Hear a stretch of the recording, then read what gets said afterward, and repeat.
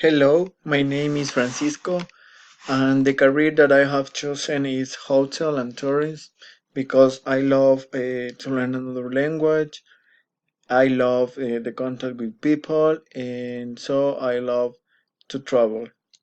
I think if you study hotellery, you have two ways to get to management. First of all, it's like housekeeping and food and beverage.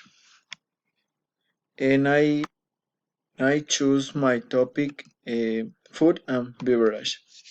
I think the most important thing in a hotel is the service.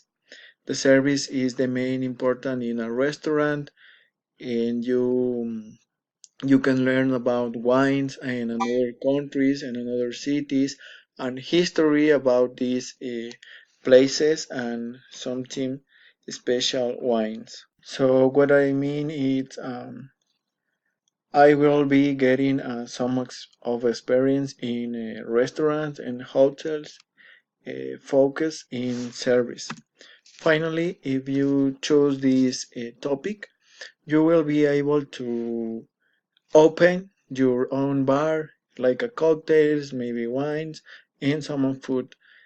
Or maybe you will be administrating a restaurant, your own or another special restaurant.